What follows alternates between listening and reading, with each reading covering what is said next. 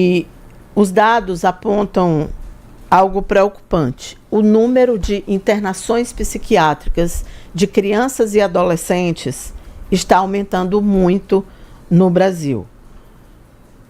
Está realmente numa elevação. Depressão, ansiedade, casos de pessoas com transtorno do espectro autista, já provocam uma elevação que varia entre 24% e 28%, segundo um estudo que analisou os anos entre 2018 e 2022. 76% das internações são de adolescentes.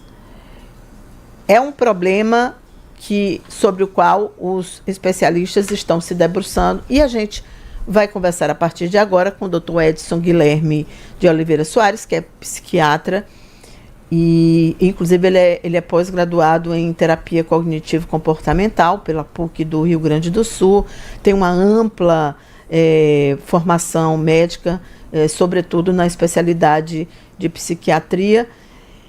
E essa crise, que se convenciona chamar, doutor, de crise silenciosa, ela encontra ainda um outro agravante. Nós temos no Brasil uma política de saúde mental antimanicomial. E não são raras as vezes em que pais, mães, não sabem o que fazer, porque não encontram vagas nos hospitais psiquiátricos destinadas leitos para crianças. Aqui no Piauí são pouquíssimos. E o que fazer? Eu queria que o senhor falasse um pouco para a gente sobre essa epidemia, essa crise silenciosa. Bom dia. Bom dia, Cíntia. É um prazer estar aqui falando sobre saúde mental, principalmente na infância e adolescência, tá? São dados que você trouxe, são pré-pandemia, a gente observa uma piora pós-pandemia também, tá? Então, o entendimento desse aumento de internação, a gente tem que entender também essa piora da saúde mental infanto-juvenil. A gente tem vários fatores que estão desencadeando isso. Uma das coisas que a gente tem é muito a questão do acesso à tela. Já vem vários estudos mostrando que o acesso desenfreado de telas favorece o desenvolvimento de transtornos mentais, tá? A gente tem questão da própria dependência ao uso de tela, a questão de alterações de ciclo de sono pelo uso excessivo, e também por uma questão muitas vezes que a gente observa muito, por exemplo, num restaurante, numa fila de supermercado, crianças que estão desreguladas, tá? Birras, choros, os pais utilizam muitas vezes o celular, um tablet para gerar essa autorregulação. Gerar essa regulação dessa criança, tá? E não deixa que ela desenvolva essas próprias capacidades, tá? Outros fatores de risco que a gente tem observado também, frente ao uso do celular, das redes sociais, a questão da comparação, tá? A gente tem visto muito essa comparação com a vida do outro, que o outro rende, que o outro faz isso, o outro faz aquilo. A criança, o adolescente não tem noção? Tem. Eles têm noção, talvez não tem a ampla dimensão de que tudo isso acarreta, mas tem, tá? Voltando ao uso das telas, uma coisa que a gente também tem observado muito é a questão do laço parental muito mais fragilizado. A gente vê muitos pais que estão ali, não tem tempo de qualidade com os filhos, às vezes estão ali apenas do lado, mas estão ali mexendo no celular, conversando com um, com o outro, mas não tem tido tanto tempo quanto se deveria ter. Então é extremamente comum, tá? A criança ali na sala brincando, tá o pai ou a mãe mexendo no celular, vendo rede social, outros aspectos, outras coisas, tá? Então são alguns fatores que levam a essa piora dentro da saúde mental. E a gente pega esse período pós-pandemia, isso se agravou bastante.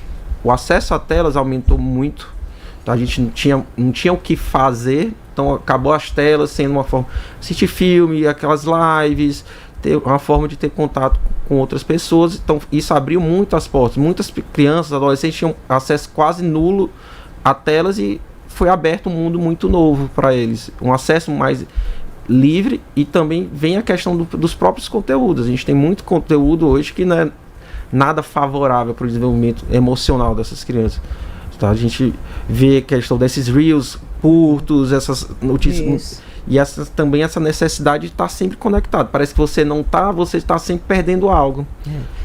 E desfazendo, doutor, ontem eu fiquei sabendo que tem um jogo, um game de terror, onde o Mickey é um assassino de crianças. Eu com a minha idade, fiquei extremamente chocada, porque você está desfazendo todos os sonhos possíveis e imagináveis. Você cresce com aquela figurinha do Mickey e, de repente, quando você tem 5 anos de idade, o Mickey é um assassino pavoroso. E esse acesso... É só um exemplo entre... Por exemplo, o acesso a jogos, a gente teve até recente uma questão sobre o Roblox. O Roblox é uma plataforma que vem vários jogos dentro, você tem todo tipo de conteúdo lá. Tem jogos mais simples, mais infantilizados, mas tem jogos de terror. E fora a questão do contato que tem dentro. Então, assim, às vezes você acha que seu filho está protegido porque está dentro de casa ali, não tem contato. Mas às vezes está sob mais riscos do que se ele estivesse brincando fora. E é uma coisa que a gente vê menos hoje. A criança ter tempo para brincar com qualidade, brincar para desenvolver sua própria brincadeira. Hoje é tudo muito mastigado, ou eles não é permitido. Não pode brincar na rua, não pode brincar porque vai se machucar, porque tem os perigos. Então você gera também, por exemplo, uma criação de um mundo extremamente perigoso. A visão que se tem é isso: o mundo é muito perigoso, eu estou constantemente sob risco. Então gera, por exemplo, crianças mais ansiosas. Isso, entendi. E doutor, vamos falar aqui da internação. Eu estou com dados aqui, por exemplo, falando sobre internações especificamente no Piauí, né? Foram 615 internações, sendo 93 em 2015. Se a gente comparar com 2019, foram 7 aqui no Piauí, 7 internações. É muito impressionante essa curva ascendente. Quando internar uma criança, e o que está acontecendo que o senhor já explicou aí, a gente, né, realmente é muito chocante você perceber que tem todo um cenário favorável a essa piora da saúde mental como um todo, em todas as idades. Mas para crianças, ainda com maior agravo, já que elas não têm um certo acompanhamento quando estão diante desses fatores que podem lhe causar ansiedade. Então, a questão da infância e adolescência, a gente já tem uma coisa, não só de Piauí, mas a nível de Brasil. A gente tem uma deficiência de serviços e de profissionais especializados nessa faixa etária, tá? Uma ideia que se tem, algumas ideias, por exemplo, que a criança é um mini adulto, não funciona aqui dentro da saúde mental. A gente vê um ser que é biologicamente, emocionalmente, psicicamente diferente do adulto, não sem informação. Então, de um ano para o outro já pode haver muita mudança. A gente, por exemplo, psiquiatras da infância e adolescência, da última vez que eu olhei no site do CRM com título de especialista, a gente tinha um pouco mais de 11, 12 profissionais. Então, assim, para o estado todo, tá? Então, CAPS, Serviços de Especialidade de Saúde Mental no Estado, até onde eu tenho conhecimento, são 2 para todo o Estado. Um do município de Teresina e um do Estado, assim, pensando em CAPS. Tá? Então a gente tem pouco local de acesso, tá? Então essas crianças estão adoecendo mais. Parece que só tem 8 leitos no Areolimo para crianças. Eram 5 e iam ampliar para 8. Apenas 8 leitos para crianças no hospital psiquiátrico no estado todo. No estado de 3 milhões de habitantes. Então, e é um problema, como eu falei, não é só no Piauí, é em todo o Brasil. Então a gente tem essa carência muito grande de suporte. Então, e isso também, outra coisa que favorece muito a questão desse agravamento. Ainda a gente vê muito a questão do preconceito em si. Tá? Então, é quase ofensivo você falar para um pai, para uma mãe, às vezes, leve seu filho no psiquiatra. Que a impressão que eles têm é que meu filho, fala as frases, meu filho não é doido, meu filho não precisa disso. Então, ainda tem aquela visão muito deturpada do que é a psiquiatria. Outra coisa que eles têm muito receio e que às vezes a gente precisa fazer uso é questão de medicação. Criança, adolescente pode tomar medicação?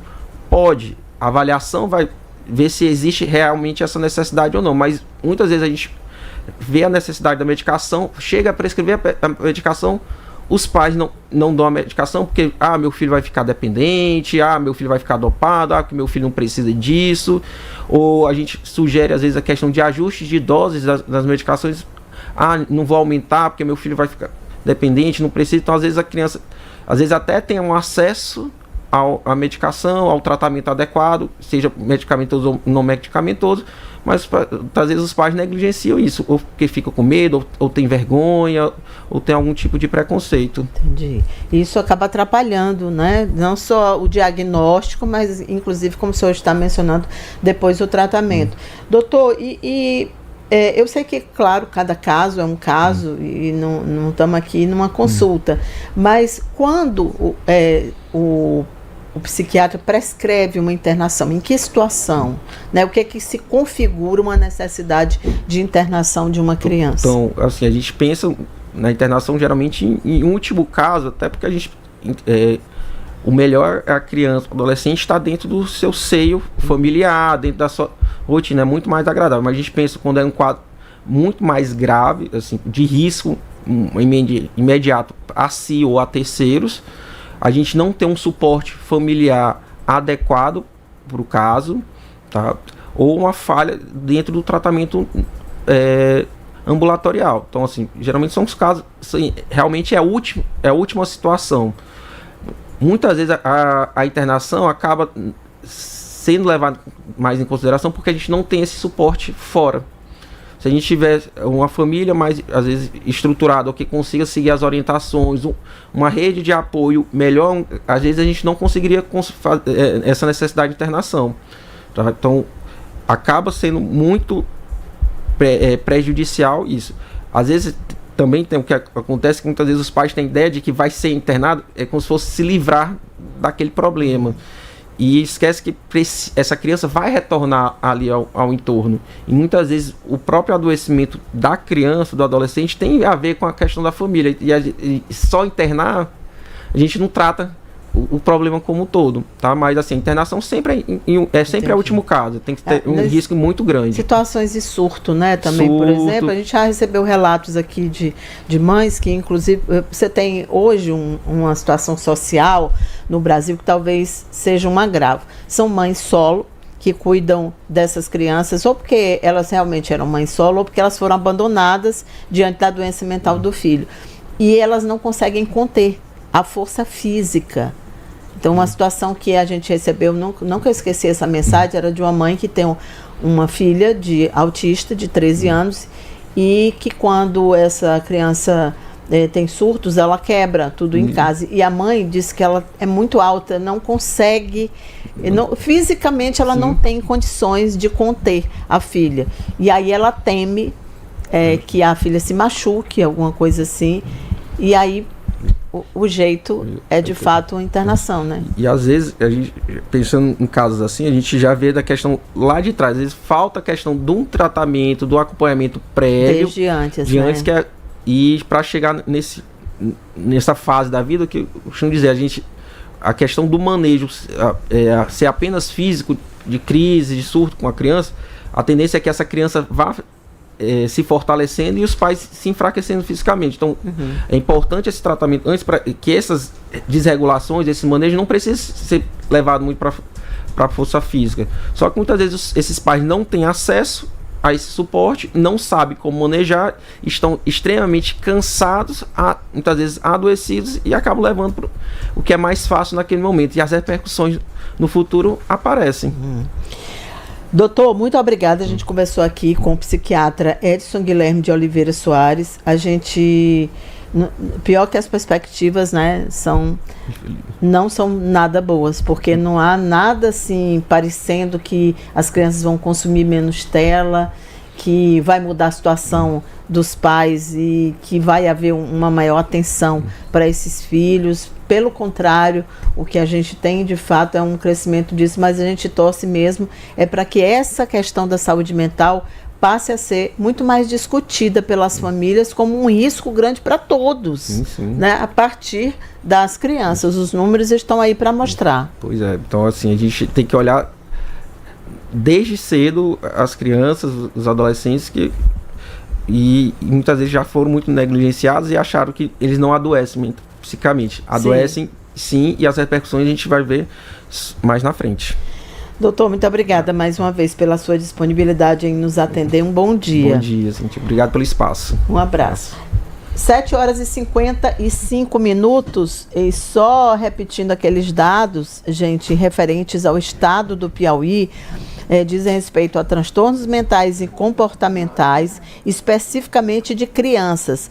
Esses dados, esse gráfico, traz crianças a partir de 1 ano de idade até adolescentes de 15 a 19 anos. Isso entre 2020 e 2025, que totaliza 615 internações. Em 2019, foram 7 internações. Calculem aí a porcentagem disso. Esse é um assunto de interesse muito grande. Acredito que todos que são pais devem se importar com esse assunto, ter interesse nesse assunto. E porque realmente é algo muito grave. Tem um comentário aqui dizendo o seguinte: muitos casais levam as loucuras dos problemas da casa para os filhos.